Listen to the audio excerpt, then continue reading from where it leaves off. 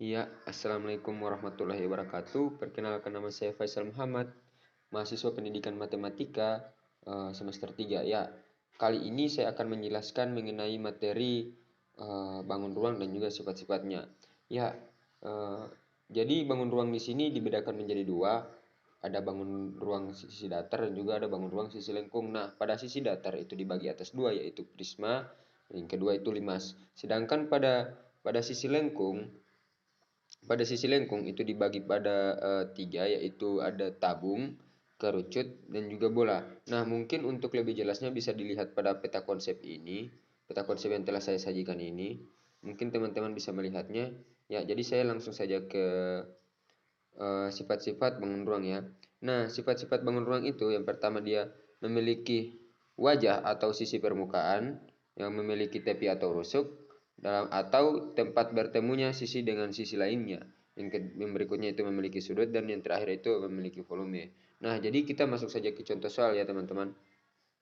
Ya, mungkin contoh soalnya seperti ini. Soal yang pertama, volume bangun ruang di bawah ini adalah. Nah, di sini penyelesaiannya kita ketahui bahwa panjang di sini adalah panjang pada bangun ruang ini ada 20 cm, lebar 8 cm dan tinggi 4 cm. Nah, yang ditanya di sini apa? Nah, di sini kan pada pertanyaannya pada awalnya itu adalah volume bangun ruang di bawah ini. Jadi otomatis yang ditanyakan adalah volume. Ya, rumus dari volume yang seperti kita ketahui pada peta konsep di awal itu adalah luas alas kali tinggi. Nah, sebelum kita mencari luas alas dan kali tinggi, di sini kita harus ketahui lebih dulu berapa luas alasnya. Nah, untuk mencari luas alas itu adalah 4 kali lebar. 4 panjang kali lebar. Jadi 20 cm dikali dengan 8 cm. Nah, sama dengan 160 cm. Setelah kita menemukan luas alas, terus kita masukkan 160 cm ini sebagai luas alas, kita kalikan dengan tinggi. Nah, di volume itu seperti yang saya katakan sebelumnya bahwa rumusnya itu adalah luas alas kali tinggi. Nah, di sini berarti 160 cm sebagai luas alas kali 4 cm sebagai tinggi dari bangunan yang ada pada gambar. Nah, jadi 160 cm kali 4 cm itu menjadi 640 cm kubik. Nah, kenapa kubik? Karena yang dihitung di sini adalah volume. Karena kita berbicara soal bangun ruang, maka untuk satuannya itu berpangkat kubik seperti itu.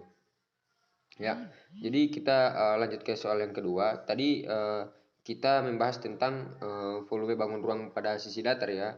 Jadi kita sekarang masuk ke bangun ruang pada sisi lengkung yang itu tabung. Nah, nomor 2, perhatikan tabung di bawah ini. Nah, seperti pada gambar, itu pertanyaannya tentukan volume tabung tersebut. Nah, di sini pertanyaannya masih terkait mengenai volume.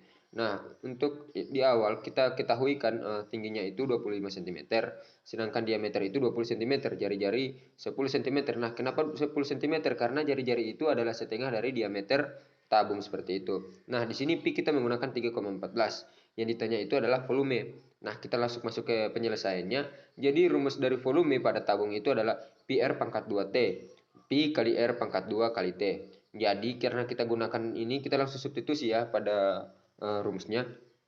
Jadi 3,14 kali 10 pangkat 2 kali 25 sama dengan 3,14 kali 100 kali 25. Kenapa di situ 100? Karena 10 pangkat 2 sama dengan 100 seperti itu. Jadi sama dengan 314 kali 25 sama dengan 7.850 cm kubik. Nah, seperti yang saya katakan sebelumnya, jika kita berbicara soal bangun ruang, maka satuannya yang berkaitan adalah pangkat 3. Ya, jadi kita lanjut ke materi berikutnya, yaitu materi. Ke contoh soal berikutnya, yaitu sebuah balok memiliki ukuran panjang 10 cm, lebar 8 cm, dan tinggi 5 cm. Berapakah volume luas balok tersebut? Nah, ini berbeda dengan contoh-contoh pada sebelumnya. Nah, contoh-contoh pada sebelumnya itu lebih digunakan gambar. Sedangkan pada contoh soal nomor 3 itu lebih ke analisis.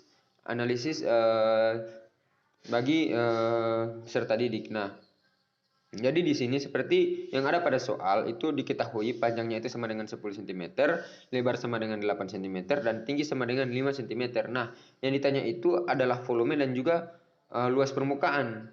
Karena di sini ditanyakan adalah volume dan luas permukaan. Jadi penyelesaiannya itu yang pertama kita cari dulu volume. Nah, untuk volumenya itu kan seperti rumus yang pada sebelumnya, itu panjang kali lebar kali tinggi. Jadi 10 kali 8 kali 5 sama dengan 400 cm kubik.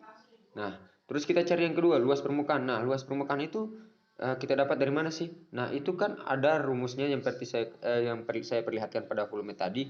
Itu adalah 2 dalam kurung panjang kali lebar tambah panjang kali tinggi tambah lebar kali tinggi. Nah, untuk itu langsung kita substitusikan dan menghasilkan 340 cm.